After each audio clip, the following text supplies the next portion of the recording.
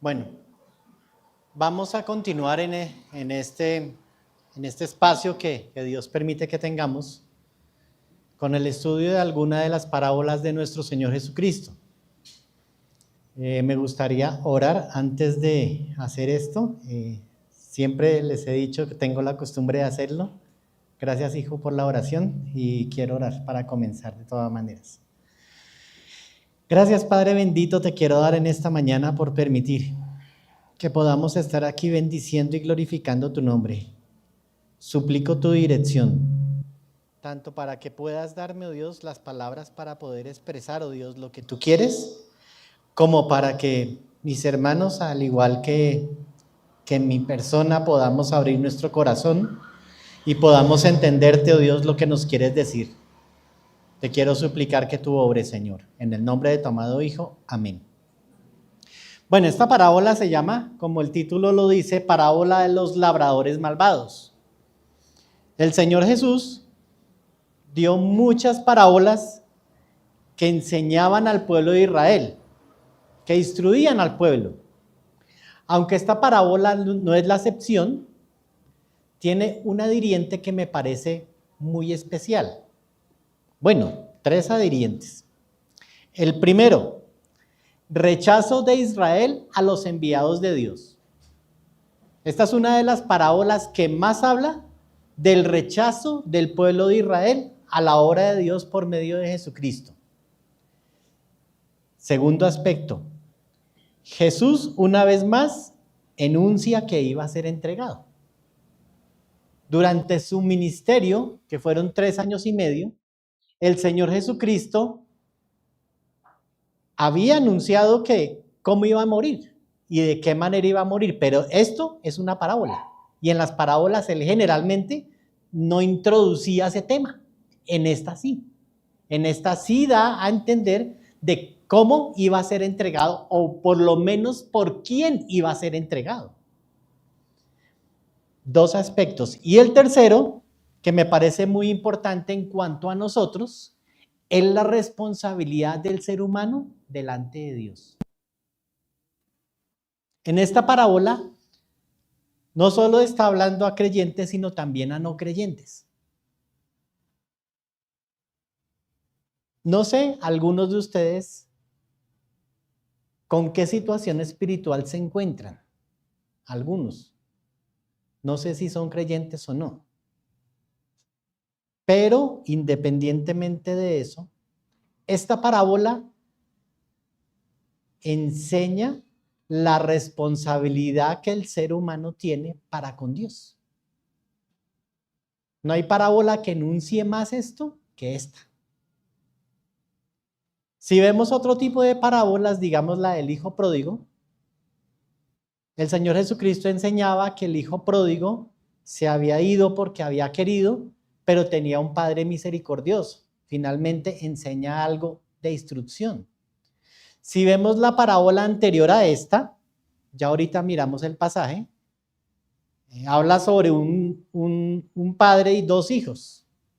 El primero hace las cosas a regañadientas, dice no, pero después las hace. Y el segundo le dice al padre, sí, lo quiero hacer. Y finalmente se fue y no lo hizo.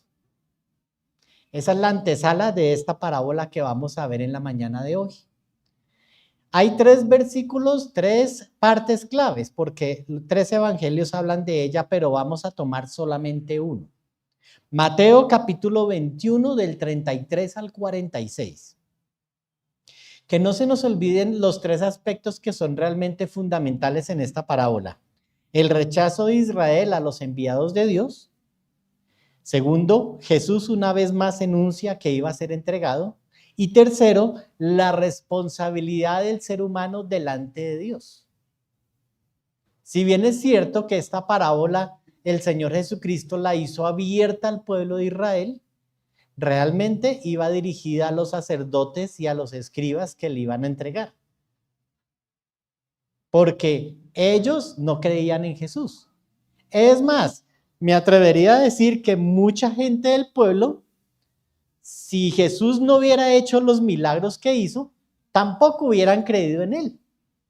¿Cierto? porque mucha gente del pueblo seguía a Jesús como el milagrero. Dios quiera que nos libre de eso, ¿no? Que lo sigamos a Él solo por el milagrito y ya. Y de resto, no haz conmigo lo que quieras, sino quiero hacer contigo lo que yo quiera. Porque ese era el sentir de los judíos realmente, ¿no? Ay, sí, sáname, pero, espera, ahí no más. Esta parábola nos ayuda a aclarar esa responsabilidad tan grande que el ser humano tiene para con Dios. Y da a entender realmente o está con Dios o está sin Dios. Así de sencillo. No hay términos medios. Ahora sí vamos al pasaje de Mateo capítulo 21. Vamos a leer del 33 al 46. Dice la palabra de Dios: oíd otra parábola. Hubo un hombre, padre de familia, el cual plantó una viña, la cercó de vallado, cavó en ella un lagar, edificó una torre y la arrendó a unos labradores y se fue lejos. Y cuando se acercó el tiempo de los frutos, envió sus siervos a los labradores para que recibiesen sus frutos. Mas los labradores, tomando a los siervos, a uno golpearon, a otro mataron y a otro apedrearon. Envió de nuevo otros siervos más que los primeros e hicieron con ellos de la misma manera. Finalmente les envió a su hijo diciendo: tendrán respeto a mi hijo. Mas los labradores, cuando vieron al hijo, dijeron entre sí: este es el heredero, venid, matémosle y apoderémosle de su heredad. Y tomándole, le echaron afuera y le mataron. Cuando venga pues el señor de la villa, ¿qué hará con esos labradores? Le dijeron: a los malos destruirá sin misericordia y arrendará su viña a otros labradores que le paguen el fruto de su tiempo. Jesús les dijo: ¿nunca leísteis las Escrituras? La piedra que los edificadores desecharon ha venido a ser la cabeza del ángulo. El Señor ha hecho esto y es cosa maravillosa a nuestros ojos. Por tanto os digo que el reino de Dios será quitado a vosotros y será dado a gente que produzca los frutos de él. El que cayere sobre esta piedra será quebrantado, y sobre quien ella cayere le desmenuzará. Y oyendo sus parábolas, los principales sacerdotes y los fariseos entendieron que hablaba de ellos. Pero el buscar cómo echarle mano, temían al pueblo porque éste le tenía por profeta. Esa es nuestra parábola. Entonces, fíjense que en el principio del versículo 33 les dice el Señor Jesucristo: oíd otra parábola. ¿Cuál era la anterior? La del padre y los dos hijos. ¿Sí? El uno hizo las cosas a regañadientas, el otro dijo que sí y no lo hizo.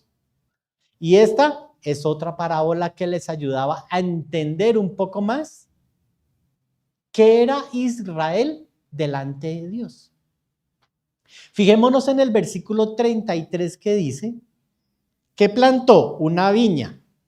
La viña era el pueblo de Israel, simboliza al pueblo de Israel.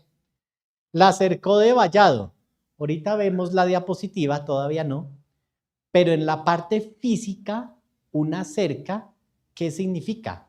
Significa separación, significa exclusividad, significa que nadie puede entrar a través de esa cerca sin un permiso, ¿cierto?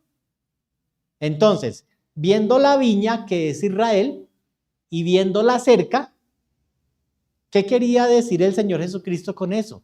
Que el pueblo de Israel era exclusivo de Dios, que debían hacer una labor espiritual, sí la tenían que hacer. ¿Cuál era? Pues que todas las naciones fueran bendecidas, ¿cierto? Esa era la labor espiritual de Israel, que todas las naciones fueran bendecidas. Sin embargo, al fallar en esto, y Dios sabía que eso iba a pasar, pero no nos adelantemos, dejémoslo ahí por ahora. Sabemos que la cerca era la exclusividad hacia el pueblo de Israel. ¿Qué más tenía en el versículo 33? Un lagar. Para el que no sabe qué es un lagar, es una construcción en piedras, y esa construcción de manera ordenada de piedra, me imagino que ahorita habrán otros métodos, obviamente, pero en ese momento, y ese era un lugar donde se colocaban las uvas, y después venían y pisaban las uvas para que diera su fruto. Eso es un lagar realmente, ¿sí? A manera de ese tiempo. Entonces, listo, cavó en ella un lagar y edificó una torre. La torre realmente significa protección. Una vez más significa que en esa torre alguien se ubica y tiene que mirar que todo esté en orden, que nadie se entre y que si alguien sale que lo haga con seguridad. Y la arrendó a unos labradores y lo más interesante, y se fue lejos. Después de que construyó todo eso, se fue. Ahora sí vamos a nuestra segunda diapositiva, que es el significado espiritual del cerco de vallado. Y espiritualmente puede significar mínimo estas 4 cosas. Primero, cerca de protección divina, oración, fe e intercesión. Teniendo en cuenta que nosotros como creyentes gentiles ahora somos la iglesia del Señor, ¿cierto? Y judíos creyentes también componen la iglesia del Señor, ¿no? Que no se nos olvide nunca eso. Pero la cerca de vallado puede significar esto, una protección divina de oración, fe e intercesión. Dígame si eso no es así. Cuando nosotros oramos por nuestros hijos, y si alguno tiene un hijo que no está en el Señor, ellos no escapan de nuestras oraciones y la oración es eso. Es una oración realmente, es alguna protección divina. Segundo, cierra brechas, fisuras espirituales que el enemigo puede atacar. Y aquí quiero mirar realmente y que pensemos cada uno cuáles fisuras espirituales estamos teniendo en este momento. ¿Qué cosas le estamos dejando al enemigo a que intente meterse? Hagamos de cuenta que el cerco es a nuestra vida y que nosotros, obviamente por el amor del Señor y por gloria del Señor, somos cada uno especiales delante de Dios y Él nos cerca porque somos exclusivos delante de Dios, ¿cierto? Y el significado espiritual puede ser también eso. ¿Qué brechas o qué puntos de esa cerca permitimos a veces que el demonio pueda entrar y podamos fallar? ¿Sí? Pensemos en eso. Tercero, interceder por otros para restaurar la protección de Dios. Me parece sumamente importante eso también, ¿cierto? Porque nuestra oración, eso es lo que hace realmente, ¿sí? Restauramos por medio de la oración que hacemos, que Dios proteja a otros. Y cuarto, Dios protege a su pueblo. En su momento al pueblo de Israel, obviamente Dios no ha abandonado a Israel, y es algo que quiero aclarar. Temporalmente estamos nosotros como iglesia, creyentes gentiles y creyentes judíos, pero algún día Dios volverá a acoger, por decirlo así, al pueblo de Israel. Pero es importante esto. ¿Dios nos protege? Sí, nos protege, amén, ¿cierto? Y Dios protege a su pueblo. Entonces vemos aquí el versículo 33, vamos al siguiente.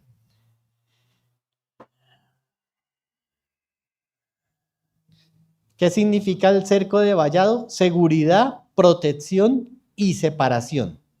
Mateo capítulo 21, versículos 34 y 35, dice: y cuando se acercó el tiempo de los frutos, envió sus siervos a los labradores para que recibiesen sus frutos. Mas los labradores, tomando a los siervos, a uno golpearon, a otro mataron y a otro apedrearon. Me hace acordar de un versículo en esta mañana cuando estaba mirando el mensaje, y no quiero que lo busquen, yo lo voy a buscar, pero está una hoja más adelante. Mateo 23, 30, 32 dice: y decís, si hubiésemos vivido en los días de nuestros padres, no hubiéramos sido sus cómplices en la sangre de los profetas. Así que dais testimonio contra vosotros mismos de que sois hijos de aquellos que mataron a los profetas. Vosotros también llenad la medida de vuestros padres. Serpientes, generación de víboras, y no leo más. ¿Cómo escaparéis de la condenación? Y demás. El Señor Jesucristo empieza a recriminar, a ser fuerte con los fariseos, ¿cierto? Porque ellos estaban diciendo, si hubiéramos tenido a Jeremías o a Isaías, no los habríamos apedreado. ¿Qué estaban haciendo con el Señor Jesucristo? Negándole. A veces pienso Si yo hubiera estado en los tiempos de Jesús, yo, Jonalexi Gómez Delgado, de pronto no hubiera sido tan duro. No, pura paja. Yo lo hubiera condenado con mis pecados, con toda. Porque no ven que yo soy pecador, al igual que cualquier ser humano. Ellos estaban pensando que si hubieran estado en los tiempos de Jeremías, no, ellos sí lo hubieran querido. No, igualitos. Todos los seres humanos somos cortados por la misma tijera.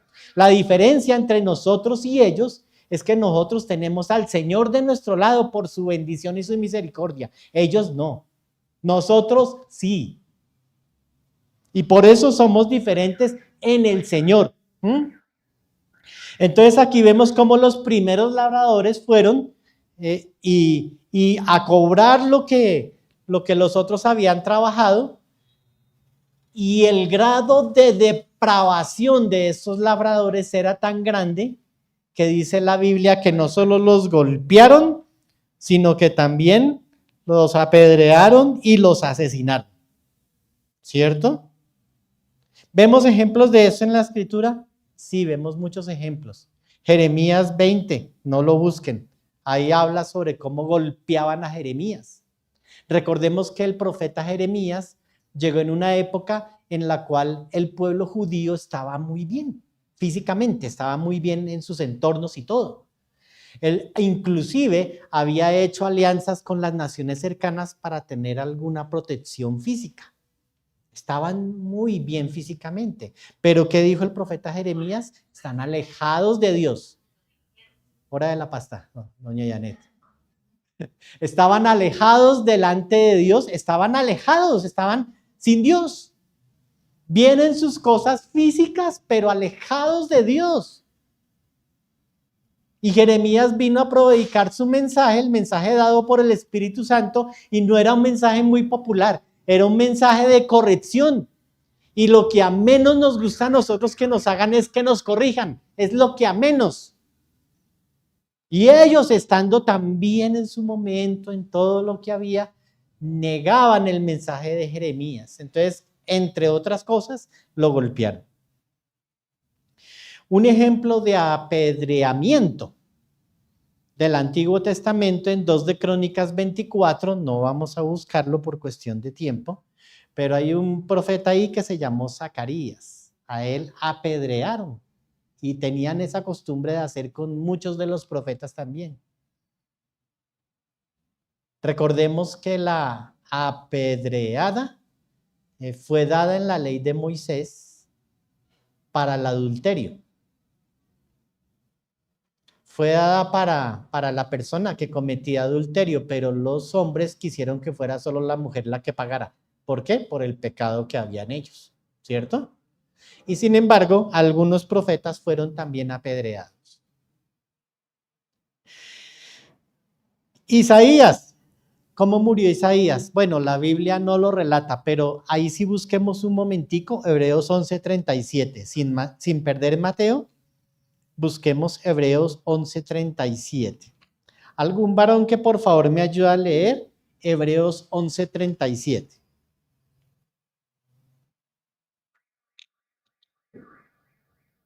Fueron apedreados, aserrados, tentados, muertos a espada, anduvieron de aquí para allá, cubiertos con pieles de ovejas y de cabras, vestidos, afligidos, maltratados, destituidos. Amén. Ok, igual, casi igual. En todo caso, fíjense el premio que ellos recibieron, ¿no? Y fueron fieles a Dios. Es mucho decir, hermanos, si Dios nos da todo lo necesario para vivir cómodamente. O sea, es una provisión maravillosa eso que Dios nos ha dado a cada uno. Ellos nunca recibieron lo prometido. La palabra cerrado se refiere específicamente a Isaías y otro profeta que no recuerdo, pero básicamente Isaías fue aserrado. ¿Qué quiere decir aserrado si alguno no sabe el significado? Partido en dos. ¿Sí? Dice la historia natural que Isaías en el reinado de Manasés II fue aserrado, cortado con una sierra. Que ese pecado fue algo que por medio de ese pecado, Dios dijo, listo, Babilonia, venga, Babilonia, rodee, Babilonia, acabe con todos. Fue tanta la devastación y tanto el rodeo que tuvo el pueblo de Israel que se tuvieron que comer a sus propios hijos por el hambre que les dio. Fue tanta la calamidad que el pueblo de Israel tuvo que tener que con el aserramiento de Isaías, Dios dijo, no más. Dios ha tenido paciencia. Yo no sé si usted no es no creyente, alguno de ustedes. Si de pronto usted está aquí en este sitio y está mirando a ver si nace de nuevo o no. Si está estudiando la Biblia, a ver qué posibilidades le da la Biblia de seguir bien con su gente, con su trabajo. No sé qué posición tiene usted. Pero déjeme decirle que Dios llama una vez más al arrepentimiento y al acercarse correctamente a Dios, y eso lo dice la Escritura. Y es por medio de un nuevo nacimiento. Fíjense que Israel tuvo que soportar el exilio en Babilonia. ¿Saben qué hacían con los judíos los babilonios? Los cogían con unos instrumentos que tenían para el ganado y les prensaban las narices, los brazos, y así los llevaron arrastrados a muchos de ellos a Babilonia. Eso les hicieron a los judíos. Y está en la historia natural y está en la Escritura también. Tuvieron que llegar al fondo de su pecado para poder reconocer realmente, casi 70 años después, que se habían equivocado. Y ya vemos cómo la Biblia menciona que Nehemías vino, Zorobabel, y fueron reconstruyendo y fueron, oiga, sí, pecamos delante de Dios. Y cómo Esdras llegó y la ley la leyó durante 2 días y grandes y chicos estaban de pie escuchando la ley, ¿cierto? Y arrepentidos realmente de eso. Si usted es una de esas personas que aún no sabe qué hacer, no espere a llegar al fondo de su vida para arrepentirse de sus pecados y nacer de nuevo. Hágalo hoy. Hoy puede hacerlo. ¿En qué versículo vamos? Vamos 34, 35, ¿cierto? Vamos al versículo 36. Dice la palabra de Dios en Mateo 21, 36. Envió de nuevo otros siervos más que los primeros. ¿Y qué hicieron con ellos? De la misma manera. Vamos a nuestra siguiente diapositiva, por favor. Participantes de la parábola. Aquí es el esquema principal de lo que les vengo diciendo. Vemos aquí, primero, el dueño del terreno. ¿Quién es? Dios. La viña, Israel. El lagar, lugar donde se pisaban las uvas. ¿Qué significa eso? Y me faltó en esta parte. El fruto que debería dar Israel. Eso es lo que significaba realmente el lagar. ¿Qué fruto debería dar Israel? ¿Sí? Cuarto, cerca de vallado es la ley de Moisés. Recordemos que algunos teólogos enseñaron y se enseña en la Escritura a medida que va pasando el tiempo sobre unos periodos de tiempo que los llaman dispensaciones. Resulta que la penúltima dispensación fue hasta cuando Cristo murió y resucitó. Antes de eso, se regían por la ley. Y aunque hoy día no podemos olvidar la ley, porque ¿quién refleja nuestro pecado? La ley. Cuando nosotros conocemos la ley, vemos nuestro pecado. Más de uno aquí es abogado, tú eres abogado. Tú sabes que si yo cometo una infracción, así no sepa que es una infracción, no es excusa, ¿cierto? De la misma manera, si una persona que escucha la palabra de Dios no se arrepiente de sus pecados y no nace de nuevo, no es excusa delante de Dios. No es excusa, ¿sí? Vemos aquí esto, cerca de vallado la ley de Moisés. El Señor Jesucristo entró precisamente en el final de esa parte de la dispensación de la historia y comenzó lo que es la gracia de Dios, ¿cierto? Sin olvidarnos de la ley. Recuerden cuando el velo del templo se rasgó por la mitad, y eso lo hemos dado varias veces en la Cena del Señor. El velo era de grueso, más grueso que mi mano, más de 20 centímetros era de grueso. Ni dos caballos, uno colocado a un lado y al otro, lo podían romper. Cuando Jesucristo murió, ese velo no se partió de abajo arriba, sino de arriba abajo. ¿Qué significaba?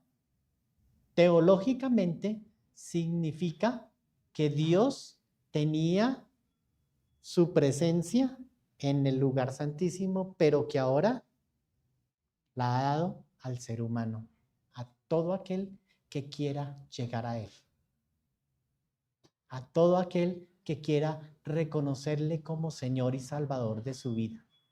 Eso es lo que significa esta dispensación, si se puede decir así, la de la gracia. Entonces Jesucristo llegó en el momento clave en el cual se cumplía la ley, pero empezó la dispensación de la gracia realmente. Y ahora vemos una maravilla de esto, ¿no? Porque aunque Dios es el mismo ayer y hoy y siempre, vemos como por la gracia de Dios, Él ahora está dentro de nosotros. Algo que en el Antiguo Testamento no era posible, ¿cierto? El Espíritu se manifestaba al profeta, le daba al profeta y después salía, ¿cierto? Eso era el Antiguo Testamento. Hoy día, al creyente está dentro del creyente siempre. Siempre está dentro del creyente. Entonces vemos esto de la ley de Moisés cerca de Vallado. Labradores malvados, el liderazgo judío. Lo que eran sacerdotes y todos los del pueblo como tal, eran los labradores malvados. Los siervos del dueño, los profetas. El Hijo, nuestro Señor Jesucristo.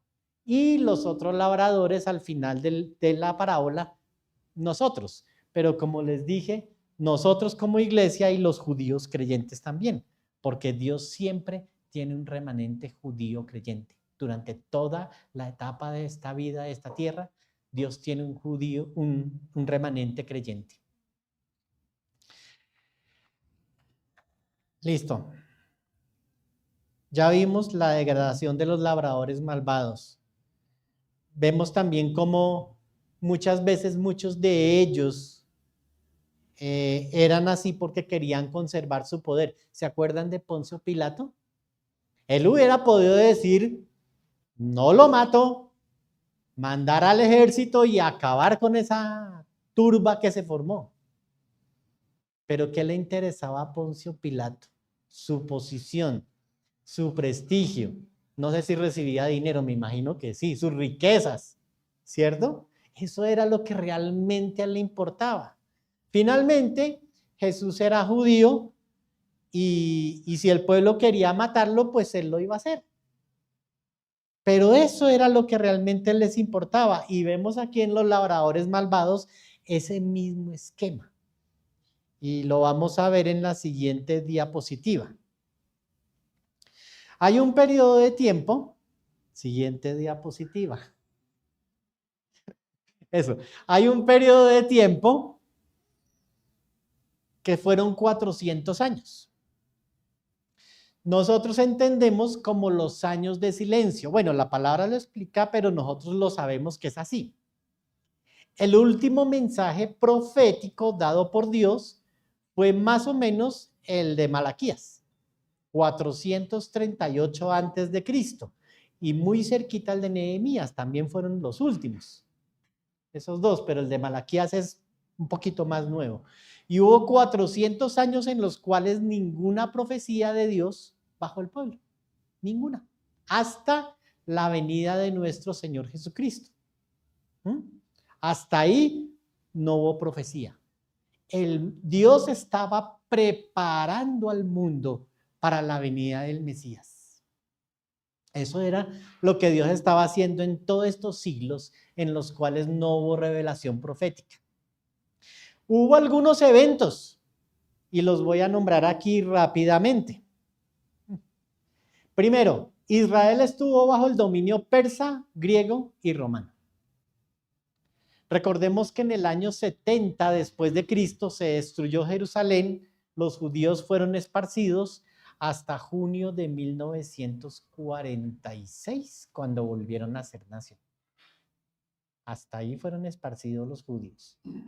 Entonces, primero, 400 años de silencio, estuvieron gobernados bajo 3 imperios. Segundo, se consolidó la sinagoga. La sinagoga era un lugar en el cual no solo se reunían a estudiar la palabra, sino también a tener discusiones de gobierno, de organización y de muchas otras cosas. Para solo la palabra de Dios estaba el templo. La sinagoga era como más abierto a algunas cosas, ¿sí? Entonces, eso era la sinagoga. Tercero, se fortalecieron grupos religiosos, los seduceos y los fariseos. ¿Por qué la diferencia entre estos dos grupos religiosos? Primero, ¿quiénes eran los fariseos? Los fariseos eran personas que se regían estrictamente por la ley de Dios. Ellos no solo creían en la Torá, que la Torá, traducción, son los 5 primeros libros del Antiguo Testamento, Génesis, Éxodo, Levítico, Números, Deuteronomio, sino que también creían en el Talmud, que eran los otros libros del Antiguo Testamento. ¿Claro esa parte? Los fariseos creían en ese libro completo, Talmud, el Antiguo Testamento. Eran los encargados realmente de guardar fielmente la palabra de Dios. Eso eran los fariseos. La guardaban fielmente y la tenían que practicar en sus vidas. Eso era originalmente el grupo de los fariseos en estos 400 años de silencio cuando surgieron. ¿Y quiénes eran los saduceos? Eran personas que se encargaban del gobierno. Eran personas ricas que se encargaban del gobierno, poderosas porque podían hacer cualquier cosa con el pueblo de Israel, dirigían al pueblo de Israel enteramente. Esos eran los saduceos. ¿Qué diferencias habían con Jesucristo? Volvemos a los fariseos. Si bien es cierto que los fariseos creían que iba a venir el Mesías, ellos creían que el Mesías los iba a liberar del yugo romano. Cuando vieron que Jesús no cumplía estas características, lo rechazaron. Esa es una primera diferencia grande de los fariseos con relación al Señor Jesucristo. Otra diferencia grande que tienen estos es que estos predicaban y no aplicaban. Un dicho muy normal en nuestro tiempo, ¿no? Si uno predica, aplica. Los fariseos ofrendaban, ayunaban 3 veces a la semana, creo, hacían una cantidad de ritos, pero en su práctica, 0. Era otra diferencia que tenían con relación a mi Señor Jesucristo. Listo. ¿Qué diferencia tenían los seduceos? Fíjense que estoy goteando, ¿no? O sea, realmente es rápido el resumen. Los seduceos que no creían en la resurrección, no creían en los ángeles, no creían en los espíritus. Bueno, tanto los de Dios como los de no. No creían los seduceos en nada de eso. Era una diferencia grande que tenían con relación a nuestro Señor. ¿Sí? Y dejémoslo ahí por el momento. Entonces, se fortalecieron estos grupos. Cuarto, se escribió literatura apócrifa. No voy a ahondar mucho en la literatura apócrifa porque los que estamos aquí a las 8:30 de la mañana lo vimos más a fondo. Pero lo único que quiero decirles de la literatura apócrifa es que se escribió en este tiempo donde la profecía de Dios no había sido revelada. ¿Son libros de instrucción? Sí. ¿Son libros que sirven para que uno pueda corregirse en su vida en algunas cosas? Yo he leído algunos de ellos y sí, son muy buenos. ¿Pero son libros para sentar doctrina? No. No, porque estos fueron escritos en una época donde Dios no se había revelado. ¿Cuáles son esos libros? Eclesiastésico, Primera y Segunda de Macabeos, Tobías, Judith, y no me acuerdo del otro, pero son esos. ¿Sí? Ahí que habla. El otro día con algunos hermanos hablaba y decía, pero en alguna parte de esos libros dice algo sobre el purgatorio. Perdón que me desvíe del tema un poquito, pero es importante esto. La religión tradicional toma ese pasaje como evidencia de que la persona sí muere y sí al hacerle oraciones y todo eso va al cielo. Pero tomaron ese pasaje de un libro en el cual no tenía que haber doctrina. Ese mismo libro, en la parte final de ese libro, dice, no sé si me quedó bien o no escrito, pero si me quedó bien escrito, aprovéchenlo. Así lo dice tácitamente. Entonces pregunto, ¿ese libro es inspirado por Dios? No, ¿cierto? Entonces, si llegan a escuchar algo de ese tipo de cosas, de esos libros, ya tienen una herramienta ustedes para decir, de ahí no hay que sacar doctrina. Esos libros apócrifos son simplemente para leerlos y si nos sirve algo bien, pero para nada más. Ojo con eso, ¿no?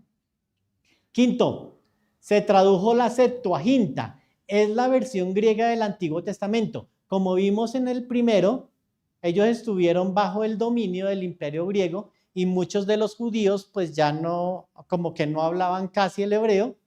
Entonces la Septuaginta es básicamente la versión griega del Antiguo Testamento. Fueron un poco más de 70 personas, creo que fueron 72 los que tradujeron.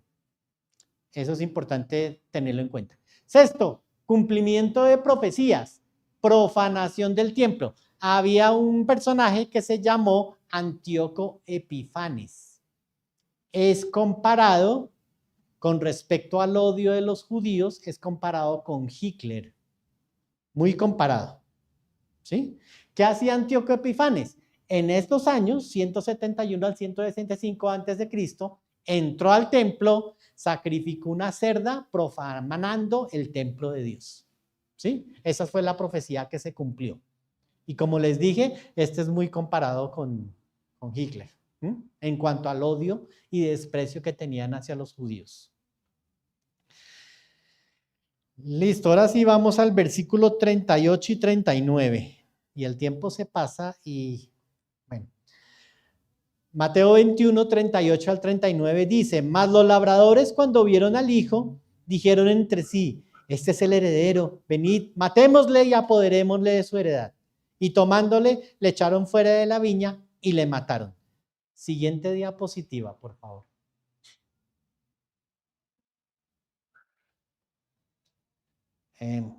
Sí, esa. La mapa de la Jerusalén en los tiempos de Jesús. De Jerusalén, perdón, en los tiempos de Jesús. Ya estoy como... Nosotros sabemos que las ciudades van creciendo y que a medida que va pasando el tiempo va habiendo más habitantes. Hoy día Jerusalén no es como era esto de pequeño. En ese tiempo era esto Jerusalén, aquí era el Gólgota y más allá era el sepulcro donde pusieron a nuestro Señor Jesucristo. Fijémonos que es en las afueras de Israel. Y eso era lo que el Señor Jesucristo decía en el versículo 39. Y tomándole, le echaron fuera de la viña era Israel, Jerusalén, y lo mataron, Jerusalén, ¿no? Eso se cumplió perfectamente, ¿sí? Así fue. Ahí, en este versículo, ya los sacerdotes y los doctores de la ley empezaron a entender que esa parábola era para ellos. Porque Jesucristo les estaba llamando duramente la atención por su incredulidad, al no creerle. Aquí ya empezaron a entender, a decir, esto ya nos pega. Quiera Dios que alguno de ustedes, si le pega, llegue a Cristo, reconozca sus pecados y nazca de nuevo. Vuelvo y lo digo. Versículos 40 y 41, ya para ir cerrando. Cuando venga pues el Señor de la viña, ¿qué hará con aquellos labradores? Entonces fíjense que el Señor Jesucristo, aquí en el 40, les está preguntando a esos detractores de él, ¿qué haremos? ¿Qué hará el Señor? ¿Qué hará el dueño de la viña? Y en el 41 le dijeron, a los malos destruirá sin misericordia y arrendará su viña a otros labradores para que le paguen el fruto a su tiempo. Me acordé del rey David. Cuando se acostó con Betsabé, perdón, ¿hay niños? No, listo, ok. Aquí no hay. Mi hijo sí tuvo precaución, yo no. Yo lo puedo decir más abiertamente. Cuando, bueno, estuvo con Betsabé, mató a Urías y después llegó el profeta y le puso el ejemplo del campesino con la vaquita y del hacendado y que cogió la vaquita y dejó al campesino sin su vaquita y Dios ahí, y David ahí sí dijo, no, pues debería morir. Pues ese eres tú. De la misma manera, creo que algo así pasa aquí. Ellos dijeron, deberían, como dice la Biblia aquí, destruir sin misericordia. Era para ellos mismos. Y en el versículo 42 Jesús les dijo, nunca leísteis las escrituras. La piedra que los edificadores desecharon ha venido a ser cabeza del ángulo. El Señor ha hecho esto y es cosa maravillosa a nuestros ojos. O sea, Jesucristo como que no podía creer realmente que él había estado casi 3 años y pico en el ministerio y ellos todavía no creían. Veamos la siguiente diapositiva, por favor. En la manera antigua, no sé ahora, y los que son arquitectos o ingenieros civiles podrán decirlo, pero en ese tiempo se colocaba una piedra, que es esta, que era una piedra grande, sobresaliente, y sobre esa se hacía la casa. ¿Sí? No sé ahorita cómo se hace, pero en ese momento era así. ¿Sí? Y de eso es de lo que empieza a hablar el Señor Jesucristo. Empieza a decirles, no, yo soy la piedra viva. Yo soy al que van a desechar, pero sobre mí se edificará la iglesia. En otras palabras, obviamente. ¿Sí? Eso es lo que está diciendo nuestro Señor Jesucristo. Esas piedras que significaban una construcción, la base, si podía quitar cualquier cosa menos esa piedra. Y se quitaba esa piedra, se caía el edificio. ¿Sí? Dice la palabra de Dios que nuestro fundamento es en los profetas y en los apóstoles, ¿cierto? En lo que ellos dijeron. Pero la piedra angular es nuestro Señor Jesucristo. ¿Sí? Y eso es importante que lo refresquemos ahorita. ¿Qué mensaje le estaba dando Jesús al pueblo judío? Pues que si desecharon esa piedra, no iban a tener absolutamente nada. E iban a perderse eternamente y para siempre. Por eso mi énfasis en que si alguno no es creyente o no ha llegado a los pies de Cristo, que lo haga hoy.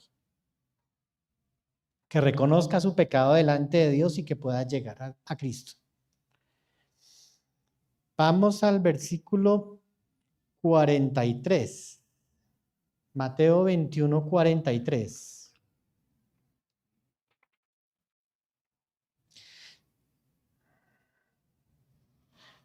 Perdón, antes de leer el 43, me gustaría que todos buscáramos Isaías 28, 16, 17. Todos. Sin perder Mateo. Isaías 28, 16, 17. Dice la palabra de Dios en Isaías 28, 16, 17. Un varón que por favor me ayuda a leer y ya sigo. Tanto Jehová el Señor dice así: he aquí que yo he puesto en Sion por fundamento una piedra probada, angular, preciosa, de cimiento estable. El que creyere no se apresure. Y ajustaré el juicio a cordel y a nivel la justicia. Y granizo barrerá el refugio de la mentira, y aguas arrollarán el escondido.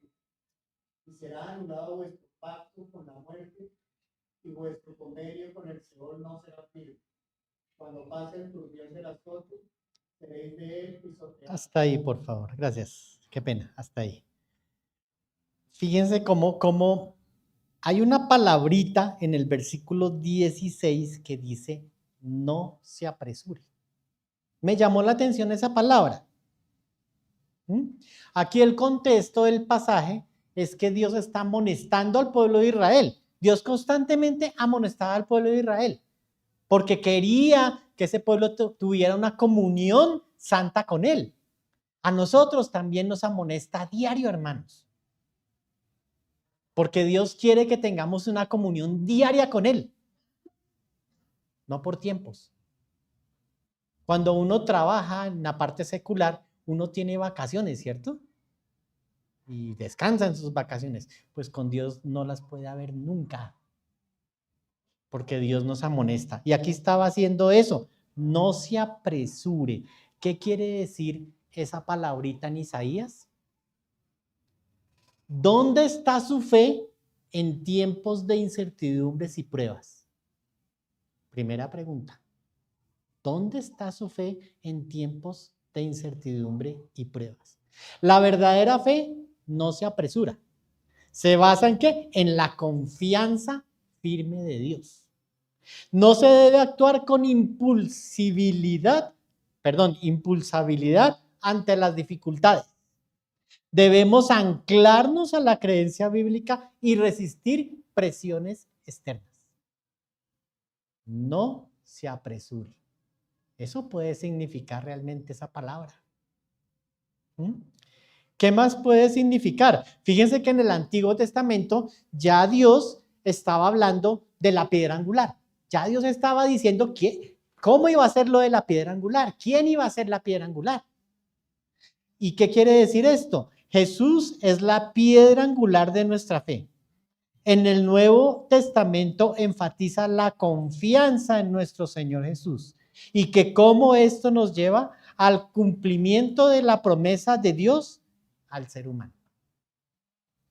3 aspectos que me gustaría nombrar con esta palabra de no se apresure. Primero, confía en la piedra. Sonó mi alarma, más efectiva. Primero, confía en la piedra segura, estabilidad personal, saber esperar en el Señor. Segundo, paciencia en el proceso. Ay, en las pruebas sí hay que tener paciencia, ¿no? Algunas son más fuertes, otras no tanto, pero en todas, paciencia en el proceso. No dejarse llevar por el momento, oír la voz de Dios. Y tercero, construir sobre la confianza. ¿En quién? En el Señor, ¿cierto? Tomar decisiones adecuadas. Presiones externas pueden influir en una mala decisión. Tengan en cuenta eso. 3 aspectos importantes del no se apresure. Y para finalizar nuestro mensaje en la mañana de hoy, la última diapositiva. Conclusión. Entonces, primera conclusión. Dios provee por medio de esta parábola consuelo al que cree, pero al que no cree, perdición eterna. O está o no está. Segundo, confiemos en la persona y divinidad de Cristo, que como piedra angular es nuestro fundamento en toda creencia. Nada más. Tercero, Cristo expuso claramente el futuro de su reino en esta tierra. También claramente se evidenció el rechazo judío a su persona y a su obra. Obviamente el propósito de Dios es eterno, pero en su contexto inmediato, ahora sí el versículo 43 de Mateo 21, dice, por tanto os digo que el reino de Dios será quitado de vosotros y será dado a gente que produzca los frutos de él. Y los últimos 3 pasajes dice, y el que cayere sobre esta piedra será quebrantado, y sobre quien ella cayere le desmenuzará. Y oyendo sus parábolas, los principales sacerdotes y los fariseos entendieron que hablaban de ellos. Por fin entendieron. Pero al buscar cómo echarle mano, temían al pueblo porque éste le tenía por profeta. Y última conclusión, ¿de qué lado estás? Pregunta, ¿de qué lado estás? Y dejemos ahí el mensaje. Quiero orar y muchas gracias por escuchar. Padre bendito, gracias te quiero dar, oh Dios, en esta mañana nuevamente, oh Padre, por haberme permitido, Dios, expresar tu palabra. y también por la disposición que hemos tenido al escucharla, Señor. Anhelamos, oh Padre, realmente estar siempre delante de ti, glorificando y bendiciendo tu nombre, Señor. Si hay alguna persona que aún no ha nacido de nuevo, Dios, permite que en esta mañana se pueda arrepentir de sus pecados y nacer de nuevo. Si todos ya lo hemos hecho, Dios, por favor, afiánzate en nosotros, afiánzate en nuestras vidas, Señor. Agradecemos tu misericordia, agradecemos tu bondad, agradecemos el apoyo en todas nuestras dificultades, Señor, y agradecemos tu dirección en cada momento de nuestra vida, Señor. Te alabamos y te bendecimos por esto, Señor, en el nombre de tu amado Hijo. Amén y amén. Gracias.